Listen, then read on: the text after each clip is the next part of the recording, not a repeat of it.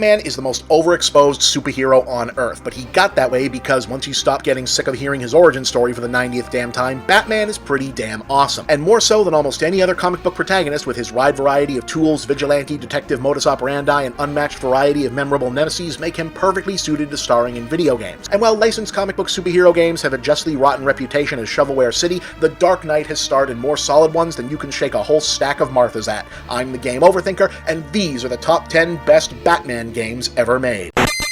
Number 10, The Adventures of Batman and Robin, Sega CD. When you get right down to it, this is basically just a succession of pretty looking but not terribly original driving levels hampered by a pretty obnoxious difficulty curve. Decent, but not on their own great. What makes this otherwise forgettable Sega CD offering, but I repeat myself, worthy of note is that it incorporated a ton of new original animation from the landmark Batman the Animated Series, featuring a bunch of the classic voice actors, a level of violence just a touch lighter than the series itself was allowed to, and at 17 minutes runs long enough to be considered a lost episode by many fans. Lost or not, any more time spent with the greatest superhero cartoon ever produced is worth a spot on this list.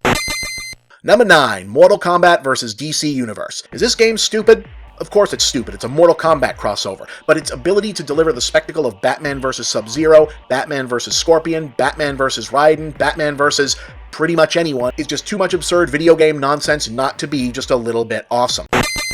Number 8, Batman Return of the Joker. As you've probably guessed, the other NES Batman game rates just a little bit higher than this one does, but that doesn't mean Return of the Joker isn't a fun game on its own merits. Sure, it's basically a Contra game but with Batman, but that's not exactly a bad idea, and released as it was during that brief window when we didn't yet know what was up for the next Batman movie franchise, it gave us a welcome dose of new content to savor while my generation patiently waited for Batman Returns.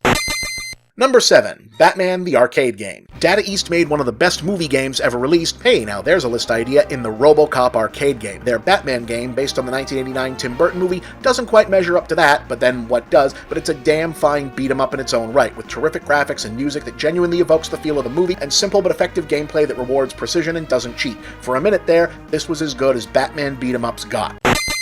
Number 6, Batman Returns SNES. Batman Returns is a movie that changes its entire storyline about once every 10 minutes and doesn't seem to want you to form an understanding of why any of its characters do what they do. But man, the atmosphere sure is pretty, and it's fun to watch people in freaky costumes beat the crap out of each other. That pretty much describes every arcade-style beat-em-up ever, and Batman Returns on the SNES is a damn good arcade-style beat-em-up, and on balance, one of the better-looking and sounding games of its type on the systems. Come for Batman punching the hell out of the Penguin's Red Triangle Circus Gang, stay for, well, pretty much that, but I've heard worse ways to spend a rainy afternoon. Number 5, Batman, Sega Genesis. On the other hand, if you want the best 16-bit Batman experience, you've got to go back to the first-generation Genesis version of the '89 Batman movie. It's not the most iconic of the Sunsoft Batman titles, but it delivers what you expect in terms of crisp graphics, solid gameplay that appropriately recreates, for better or for worse, the bizarre Tim Burton meets every other action movie of the '80s atmosphere of the film, while also delivering on some nice diversions in the form of Batmobile and Batwing shoot-em-up levels. It's not exactly challenging, which counts against, and when you scratch the surface, it's basically a Shinobi game but with Batman, but so what? A Shinobi game but with Batman sounds awesome. And yes, I know Batman was unofficially in the original Shinobi, but that's another list. Number 4, Lego Batman. It wasn't the first Lego game, but it was the first to have an original storyline rather than relying on parodying various moments from existing properties like Lego Star Wars and Lego Indiana Jones games. That, plus the reliable Lego gameplay template having been refined to near perfection by the time it came out, made Lego Batman feel like a whole new experience and proved that the Lego spin-offs could stand on their own as franchise in their own right, a revelation that helped launch an entertainment movement. Plus, it came along at exactly the right time to remind us that even the most self-serious of superheroes could stand to have the piss taken out of them every now and then.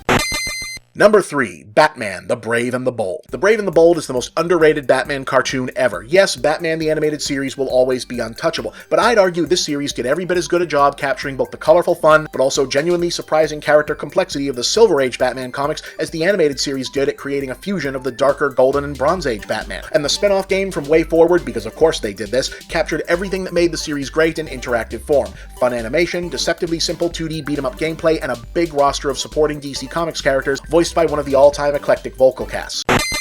Number 2, Batman Arkham Asylum. Aw, did I spoil that nice angry comment you were halfway through composing about this series being too retro-focused because you hadn't heard me mention the Arkham games yet? Sorry. It's true though, Batman Arkham Asylum is not only one of the most perfect licensed games ever produced, it's one of the best adaptations of Batman into any medium, period. Its aesthetic mixes a dark and ominous atmosphere located somewhere between Tim Burton's gothic fantasia and Christopher Nolan's brutal realism, with character voices and personality yanked straight from the animated series where many had arguably achieved their most iconic forms. Its stealth gameplay, free-to-play, expertly designed game world and revolutionary combat system did a better job in total than almost any other game ever had of making you feel like the goddamn Batman, and even though the sequels and prequels grew bloated and awkward with overblown game worlds and junky vehicle sequences, Arkham Asylum remains one of the best superhero games of all time.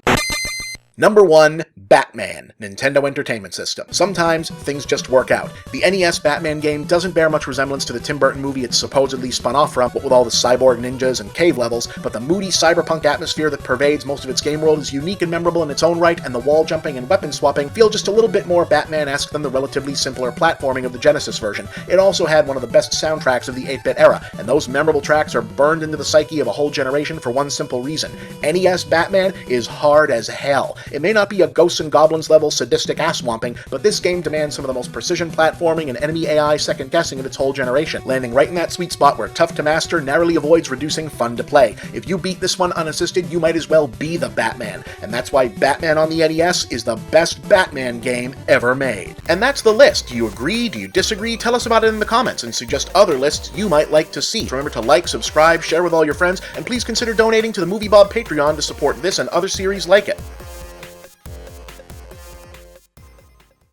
Hey gang, here's a question that keeps coming up. If your handle is Movie Bob, where are your movie reviews? Well, my old reviews are in a lot of places. You'll find many of them on my YouTube channel, but you'll find the brand new ones on Geek.com, an awesome site that's also your one-stop news source for science, TV, gaming, technology, nerd culture, the works. You can find all my reviews directly by going to geek.com/author/bchipman, because that's my real name, and you can get regular updates on all my reviews and all of Geek.com's other great content by signing up for their kick-ass newsletter at subscribe.geek.com. And don't forget to also subscribe to the Geek.com YouTube channel, where you'll find the videos that accompany my reviews and tons of other great content too. Remember, that's Geek.com, the Geek.com newsletter, and Geek.com on YouTube. Make sure you don't miss out on all the latest Movie Bob reviews. You can also check out my own new website, Movie Bob Central, where you'll find my blog, links to all my work, and shop for my books, ebooks, and future Movie Bob products. And please remember to like these videos, share them with all of your friends, and subscribe to this channel. Thank you for watching another Movie Bob production.